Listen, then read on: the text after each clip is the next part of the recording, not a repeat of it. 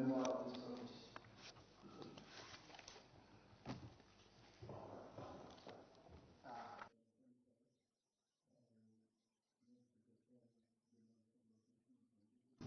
Thank you very much, distinguished senators. Let me, on behalf of the Commission, express our appreciation to the Senate Committee on INEC for the invitation and for this maiden meeting. Essentially,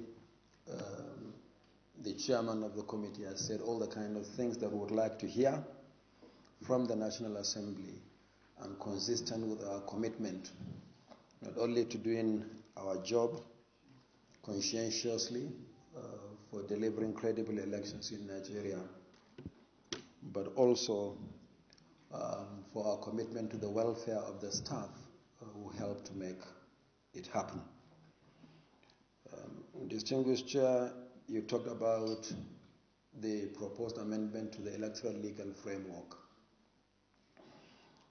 You will recall that when certificates of return were formally presented to members-elect of the National Assembly at the International Conference Center after the elections, is one of the issues that I raised. And I said that there is a lot of work to do, but very little time available for doing the job. Very little time, considering the fact that from now to the 2023 general elections is just a little over 1,240 days. So the election so the election is truly not too far away. So thank you very much. We'll hit the ground running on the amendments to the electoral legal framework. I want to thank the committee also for restating our commitment to the welfare of staff.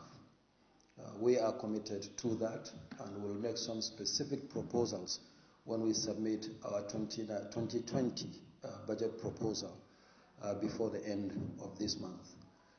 Thank you very much, and we look forward, and I'm sure staff will be very happy to hear this. You have put smiles on the faces of all the staff of the Commission. Thirdly, we look forward in the same spirit to working very closely with you for all the reasons that we have mentioned. In the letter of invitation from this distinguished committee, you requested us to brief you on the preparations for the two governorship elections holding on the 16th of November in Kogi and Bayelsa State. The elections are in the category of end of tenure off-season elections conducted by the Commission. From this year until very close to the next general election, there will be governorship elections every year in Nigeria. 2019, we have Kogi and Bayelsa.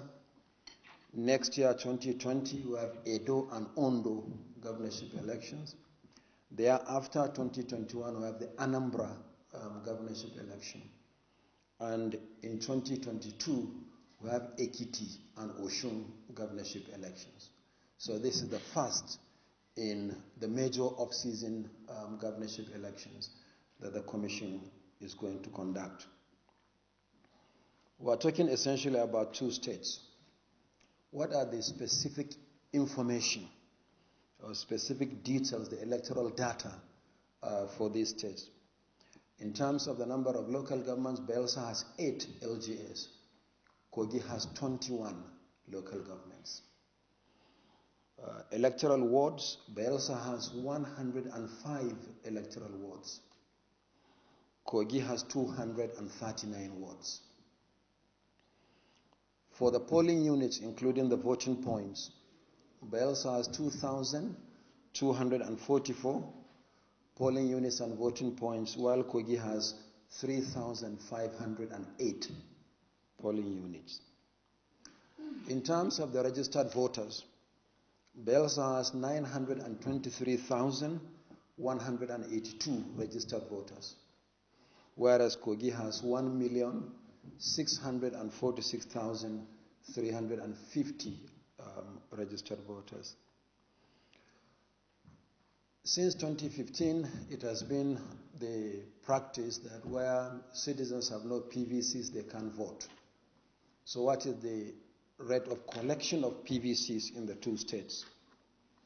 In Bayelsa, 889,308 PVCs have been collected, representing 96.3% of the total number of registered voters. In Kogi, 1,485,828 PVCs have been collected, representing 90.2%. What about the uncollected PVCs? 33,874 in Bayelsa, representing 3.7% of the total number of registered voters, whereas in Kogi is 160,522, representing 9.8% of the registered voters. We will require a lot of ad hoc staff to conduct the elections in the two states. In Bayelsa, we will require 9,945 ad hoc staff, whereas for Kogi, we will require 15,868 ad hoc staff. So in all, for the two states, the Commission will require about 26,000 ad hoc staff to conduct the elections. But in addition to the governorship elections, we have other elections, essentially by-elections. We have already, since the 2019 general elections, conducted one by-election into the Pengana state constituency in Plateau State, caused by the death of the member representing that constituency. But in addition also, we have another by-election pending in Katsina, the Sabwa state constituency in Sabwa local government area. The Speaker of the State Assembly has already declared vacancy. So we are preparing for the by-elections. But in addition to the governorship election in Bayelsa State, there is also the pending supplementary election into Brass 2 state constituency in 6 polling units. We planned and prepared to conduct the elections shortly after the general elections. But because of protracted legal battle that went up to the Supreme Court, and it is only recently that the Supreme Court determined the case.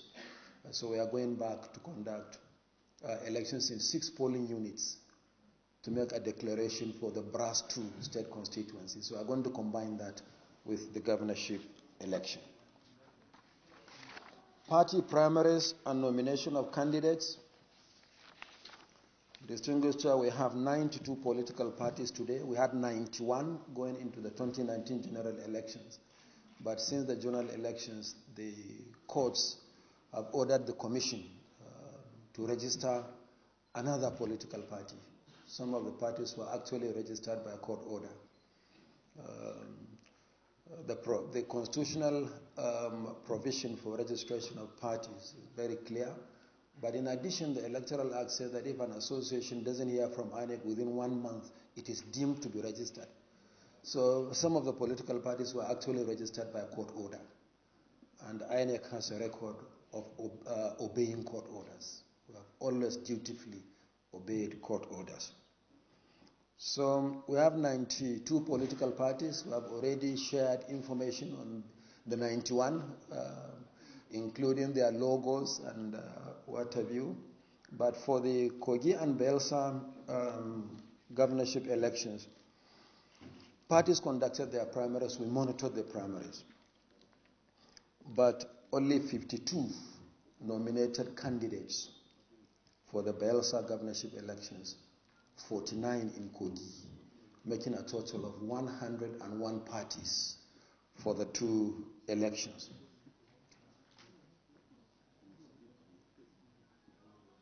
However, out of the 101, 46 parties in Bayelsa, 41 in Kogi, making a total of 87 parties made valid nominations. In other words, the nominations complied with the constitutional requirements for qualification for election to the office of governor. Just one, the candidate has to be a Nigerian citizen by birth. Two, he or she has to be 35 years of age minimum. Three, must be sponsored by a political party. We have no independent candidacy. And then four, the candidate must be educated to school certificate level. They completed the CF001, and prima facie, we saw on the documents that they submitted on oath that some of them did not meet the constitutional requirements for contesting for election to the office of governor. Some were 30, 31, 34, and in one exceptional case, even a 27-year-old person was nominated by one of the parties. So we said that the nominations are invalid. Here, I think it's important to make the clarification. The Commission did not reject or disqualify, because there is nothing to reject or disqualify, in our opinion, once the requirement of the Constitution is not met. We can't see, for instance, somebody who has not met the constitutional requirement for age contesting. So we have taken a decision, we have nominated the parties. For this category of invalid nominations, 6 parties are involved in Bayelsa and 8 in Kogi, making a total of 14 parties. So out of 101 parties, 87 have made valid nominations. We have no problem with that. But 14 parties have submitted invalid nominations, and we inform them accordingly. But out of the 87 parties that made valid nominations, 1 party in Bayelsa withdrew from the elections during the period for withdrawal and substitution of candidates.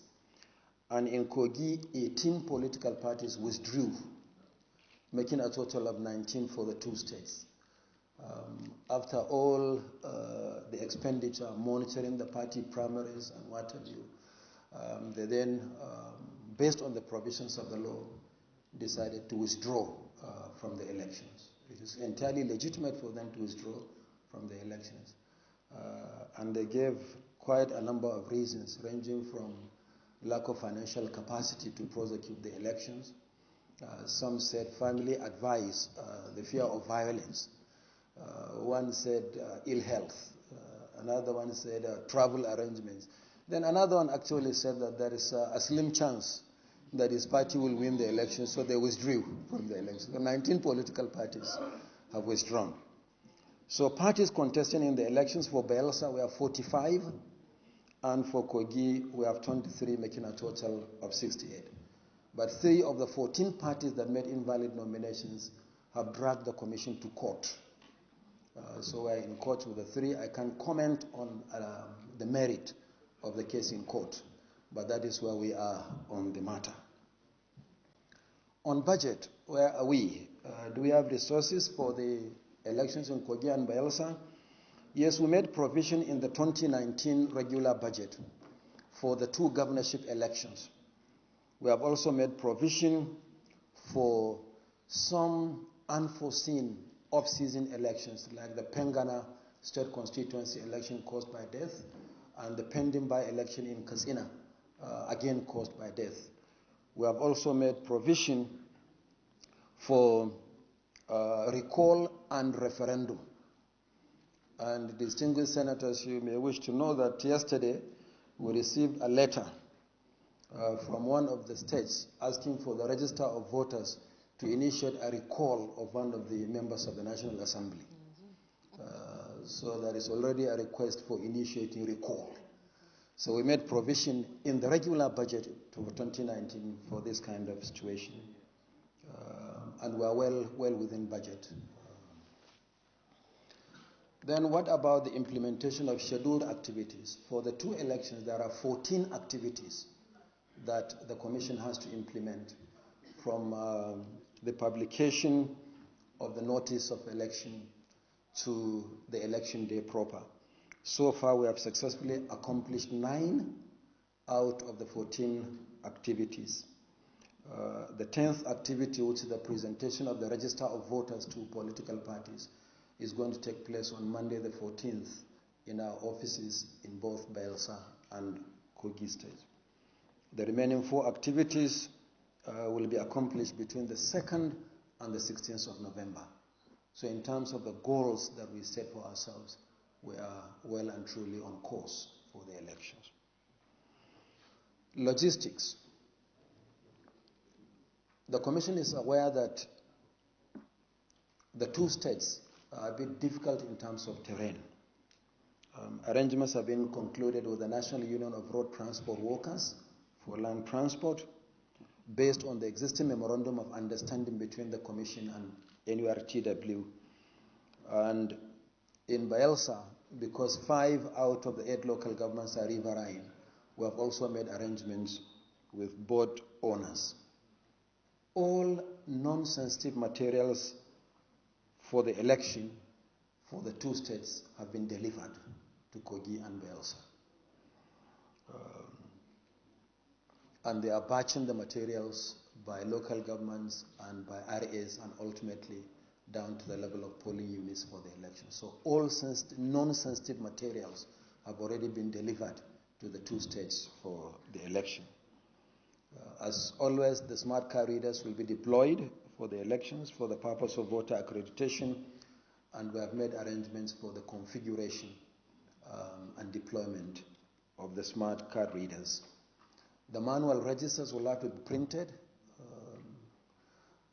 We have also made arrangement for the printing of the manual registers. One will be pasted at the polling units, the other one will be held by the presiding officer. That's the one that we tick off on election day at the polling units. We are well on course also with the production of the register.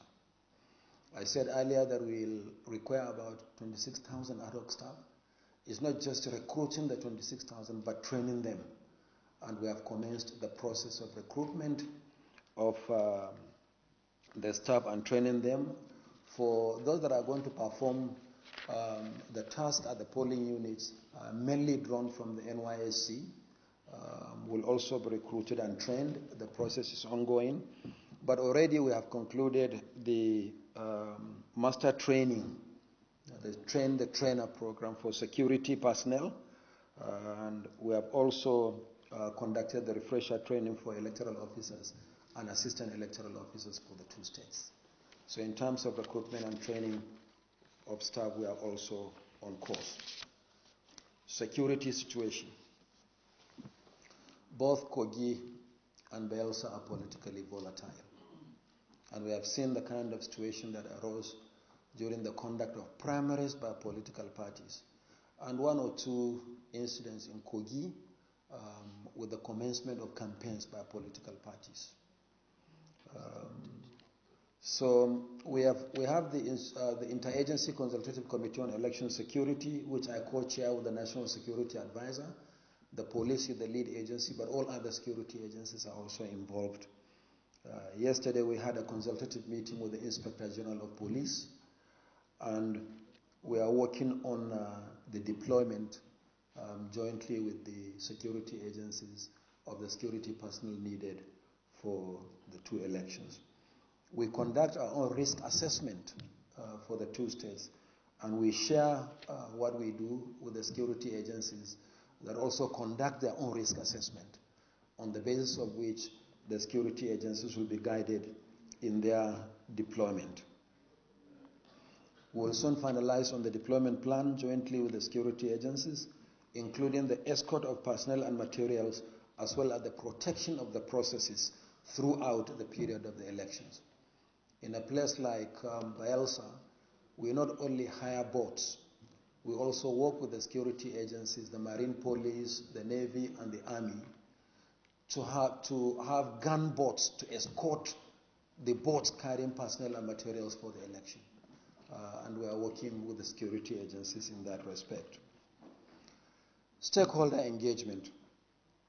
Given the security situation in the 2 states, we realize that we have to be more proactive in our engagement with all the stakeholders at state level.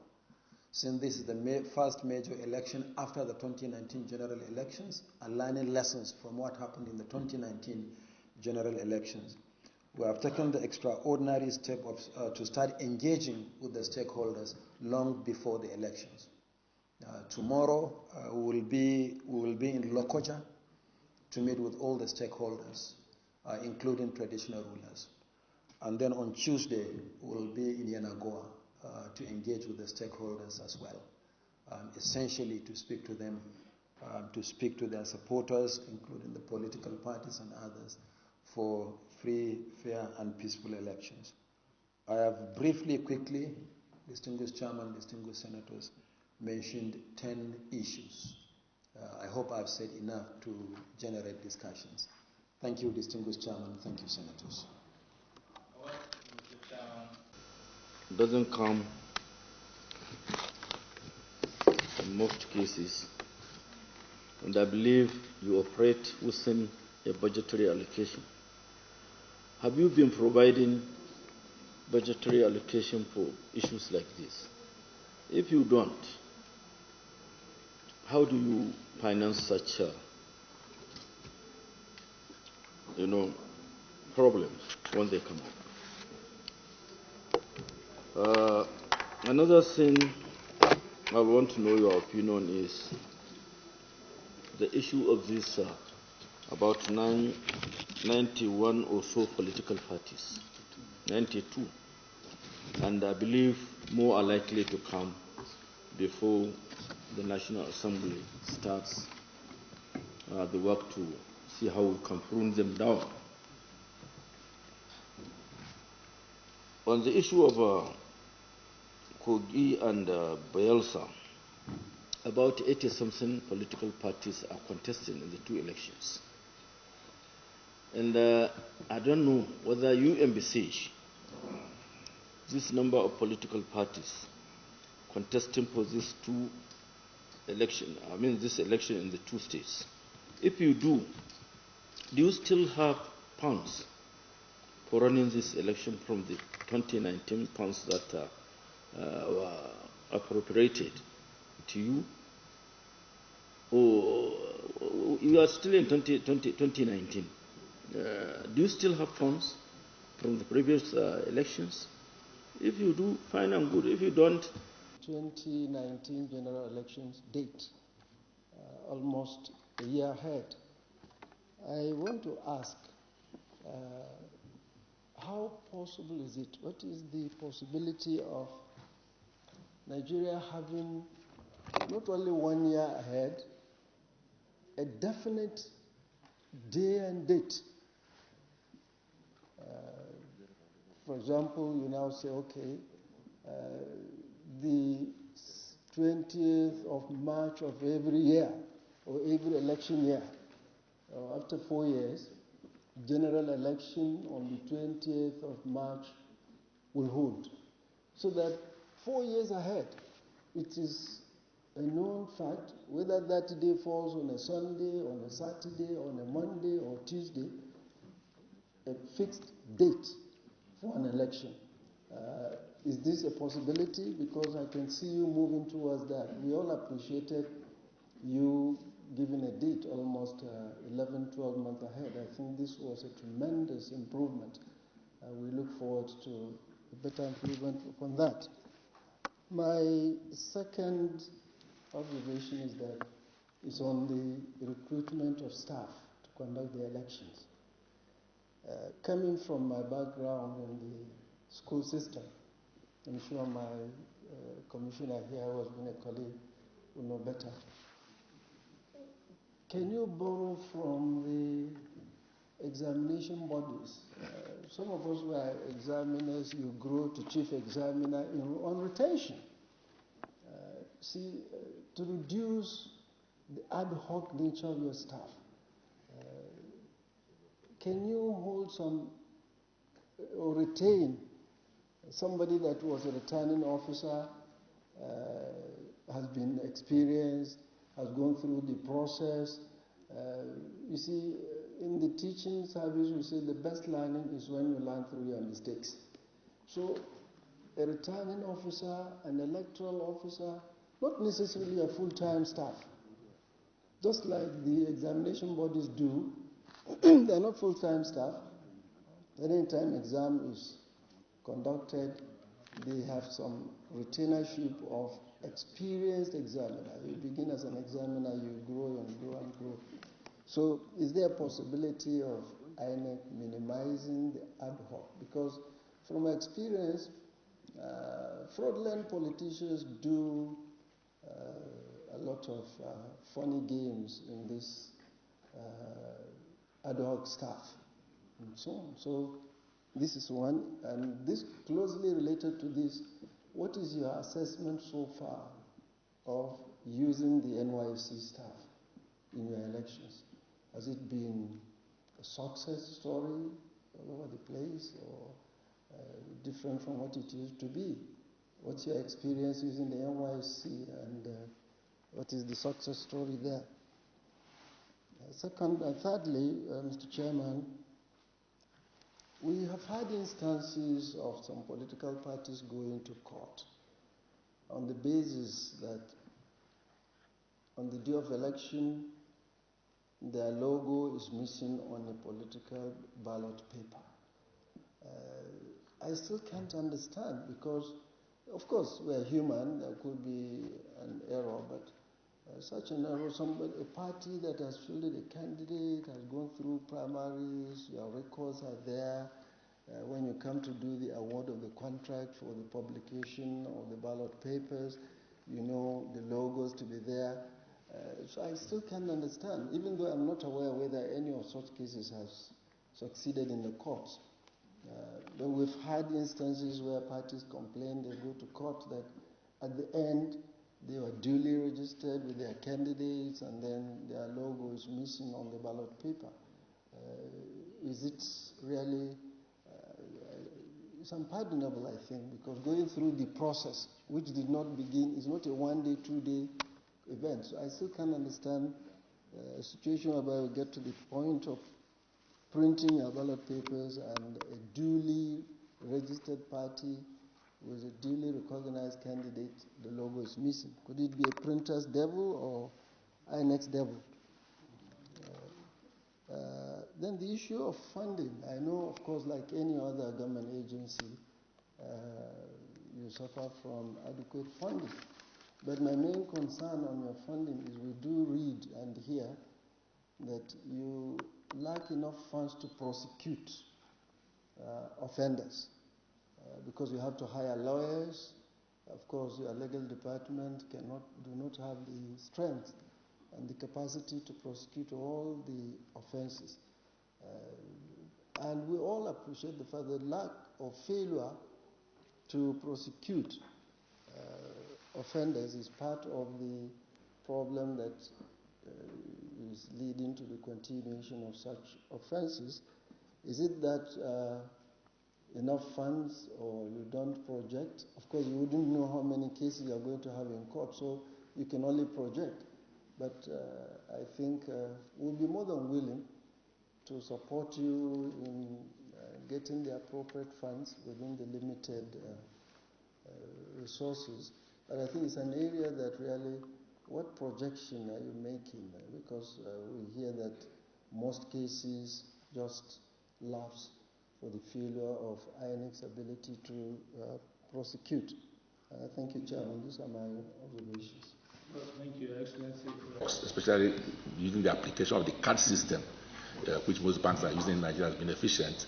We can do a test run, maybe in a few local governments, and see how it works ahead of an election, because it could be challenging if it fails. But I think we can have ample opportunity to test it in a non-election period, and probably one of the off-season elections we can also try it, so that when we get to 2023, we would have perfected the art, because I think that is the way to go, so that people will now have confidence in our electoral system. Thank you. Well, because I know something that most people take for granted, the kind of burden you carry as an institution, both emotionally, physically, name it. Most people don't know what it entails to run a supply chain of logistics for a country like Nigeria to conduct an election. You've been doing it, and all I would ask is continue to improve and continue to get better and better, using lessons learned from elections so far. And lastly, I hope that INEC is working hard to document from lessons of 2019 and others earlier that led to election cancellations at the last minute. Because as a contestant, I know what emotional and financial trauma I went through because of that cancellation. I think as a country, your institution is strong enough. We are here as a Senate. We will support you. We don't have to go that path again.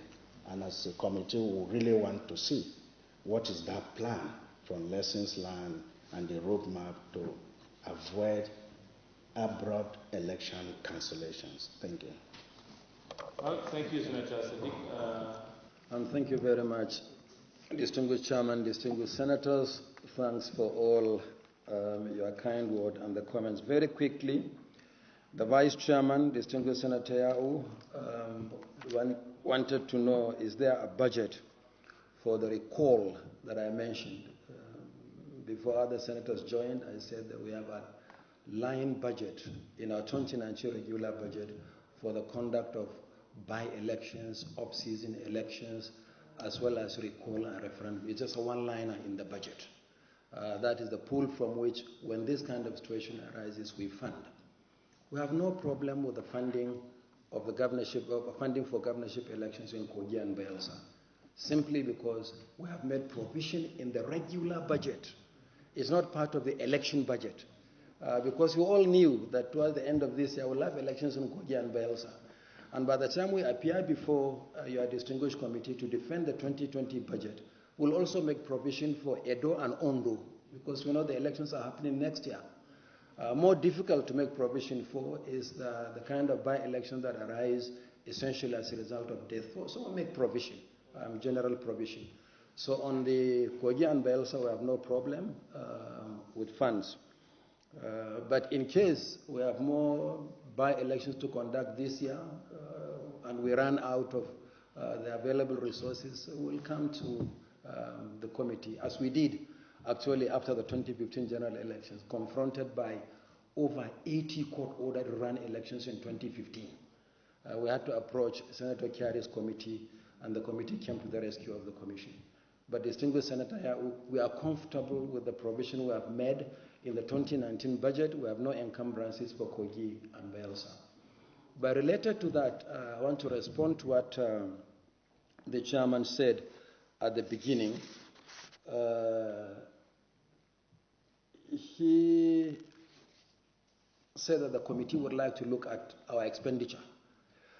This is automatic, because once we come for defense of the 2020 budget, the first thing we do is to account for the previous year's allocation, the previous year's budget. So we'll defend the 2019 budget, and then we'll present our performance in 2019, and then present the defend the 2020 budget. Number of political parties in relation to the funding for governorship elections. I think I've answered this one from Senator Yau. We know the number of political parties, and we know the elections that we are going to conduct. So we have made adequate provision in the budget. Distinguished Senator Shekarau, there's a question you asked which is related to what distinguished Senator Ike Karamadu asked about certainty in the electoral calendar. That in 2019, the Commission released the time for the 2019 general elections. We released the timetable and schedule of activities a year earlier. But we didn't just release the timetable for 2019. We worked out the principle governing the date of elections going forward. We said going forward, our elections, general elections, should hold on the third Saturday of the month of February of the election year. So on the basis of that, you can actually calculate when our elections will hold for the next 100 years. But I entirely agree with the distinguished Senator Ike Ekoramadu on early primaries. Unfortunately, our law says that even if parties conduct primaries, our law prohibits the Commission from conducting elections earlier than 150 days to the end of tenure and not later than 30 days. So, but for the conduct of party primaries, it's very interesting because neighboring countries conduct their primaries 1 year, 2 years in advance. One of the countries to the north, for instance, had the ruling party has its convention 6 months ago and elected their presidential candidate for the election holding in 2022. So everybody knows that. If we are able to know with certainty, we can actually even order the sensitive materials, print them, stock them, and prepare for the elections in such a manner that we will not encounter the kind of thing that one of the distinguished senators said about the possibility of postponing an election. The pressure is simply enormous, and under our laws there is no time. For the 2019 general elections, we processed over 24,000 nominations within a very short period of time, and we had 91 political parties. So if we have we'll be happy to have some conversation around the issue of what we do so that we have this certainty. On a lighter note, we tried to suggest to members of the National Assembly if this kind of thing should happen in Nigeria. And I remember raising the issue with a member of the National Assembly 3 years ago. And we said we needed a longer period to prepare for the election so that parties can do their primaries and candidates emerge. And he simply turned around and said, you know, under the current law is 60 days. And when he was nominated as a candidate, he was killing 1 cow per day for 60 days. So if we take a longer period, he will kill more cows for the election. So, but the problem is that it creates it puts the commission under a lot of pressure. So we have already worked out the principle going forward so that we engender certainty. For instance, in Ghana, every Ghanaian knows that the 5th of December, am I right, Commissioner? The 5th of December of the election year is the election day. And it hasn't changed for the last only God knows how many cycles. In fact, there was a time when the Commission, for logistic reasons in Ghana, proposed a shift in the date. Their parliament said, no, it's firm and fixed. You can't change from that date. So every Ghanaian knows when elections are going to hold.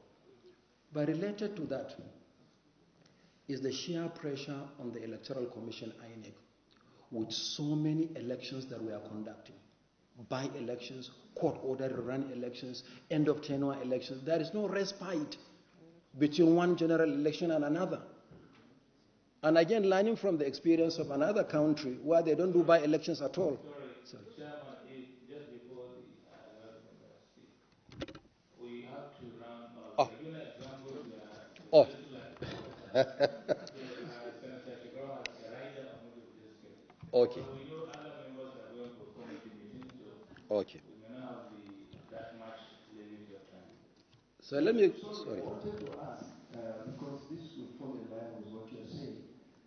What is the possibility, even though I know it's about changing the law and amending the electoral law, separating the election into the executive office and the legislature?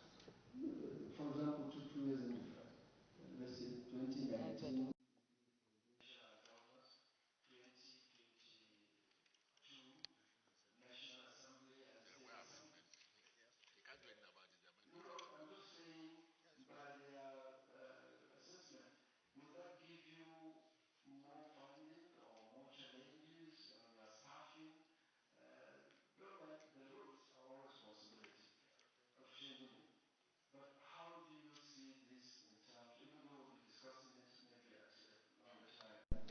Separating the two, would that be an additional challenge or will it make your work a lot easier? Okay, Chairman, take note of that. Okay. And answer the questions and come back until we go. We have to other members. But it's an excellent question, so take note of it. Okay, absence of logos of parties on the ballot. Again, distinguished Senator Shekaro asked the question, how come that in an election you miss or omit the logo of a political party? It is a human system. It's possible for that kind of thing to happen. That's why there is provision in our Electoral Act on how to deal with this kind of situation where it arises. But this kind of situation did not arise in 2019. But some of the parties actually go to court, not because their logos have been omitted, simply because we are litigation-happy people. Some people went to court to challenge the decision of the commission to proceed on the basis of the number of parties we had, only for the cases systematically actually to be dismissed by the courts. So many of the cases are actually not because there is a legitimate case for omission of logos of parties. But one thing that will help, obviously, is the additional time, if the law can be looked into, to provide for nomination much earlier, so that it provides that certainty. We know the parties contesting in the elections, and we know what to do to prepare in good time. Funding in relation to litigation, we make provision based on the projections that we always make, the number of cases we expect at the end of each election cycle. But we use some of our own lawyers, in-house lawyers, but they are always inadequate for the number of court cases available.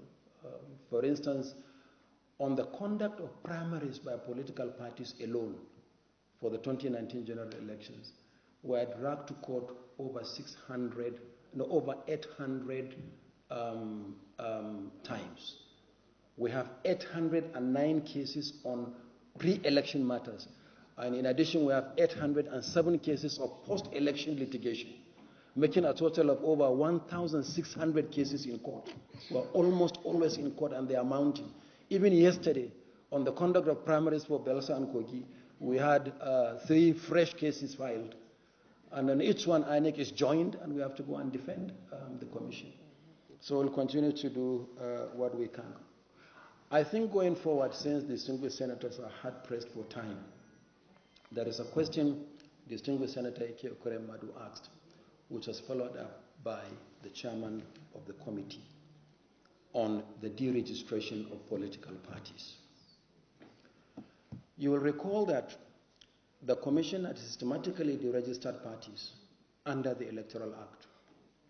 But some of these parties went to court and argued that it cannot be, because the condition for deregistration at that time was in the Electoral Act, not the Constitution, whereas the condition for registration was in the Constitution. And so they argued that we cannot use an inferior law to deregister them. We approached the National Assembly. Under the 4th alteration, condition for deregistration of parties is now in the Constitution. And then you kickstart the process at the conclusion of an election, because that is why you can now apply all these guidelines, all these provisions of the Constitution.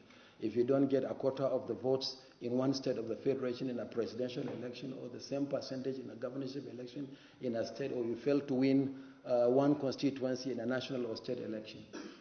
But the question is, when can we deem a general election to have been concluded? Is it after the conclusion of the exercise and the issuance of certificates of return, or after litigations?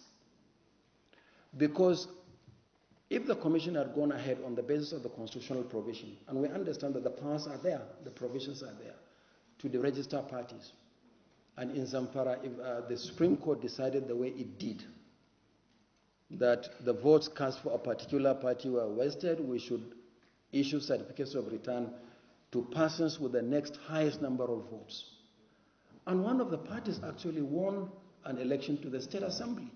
If we had deregistered that party because it didn't win anything in the previous election, we may then have to re-register it in order to comply with the judgment of the Supreme Court. Or, as part of what is going on now, with litigation through the election petition tribunals and appeal, an election, for instance, is nullified, and the court orders the Commission to conduct the rerun election, meaning that go and conduct the election with the parties that contested in the previous election. And meanwhile, you have deregistered them. Are you going to re-register them for the purpose of contesting in the court-ordered rerun elections? So that's why we thought that the conclusion of an election is after the conclusion of litigations. And thank God that the tribunals have 180 days, and appeal is 60 days for the Court of Appeal and for the Supreme Court. So I think for us the best thing to do is to successfully conclude the elections, meaning that all the cases in court have to be concluded, because it's part of the conclusion of the process of the elections. Otherwise, we may have to deregister, re-register, deregister, and re-register. So we'll have to wait for the courts to conclude the process. Thank you. Thank you. We hope to live that long. Where one election leads to another election, and another election, and another election. And I'm very happy that we have Senator Obakaita here, and we have Senator Lawrence from Bayelsa. In the case of distinguished Senator Kaita, a senator died. INEC went and conducted a by-election. A serving member of the House of Representatives won. We were told that we had to go and conduct a by-election to fill the vacancy in the House of Representatives. We did so. And after we filled that vacancy, we were told that we are going back again because a member of the State Assembly contested for federal constituency elections. Fortunately, it was 90 days to the election. We said, no, we will not conduct any by-election 90 days to the election. Is it possible going forward to say that if a senator is elected, he or she is tied to that Senate for the next 4 years? So that one by-election should not produce another by-election. We have so many endless elections. Thank you, Chairman.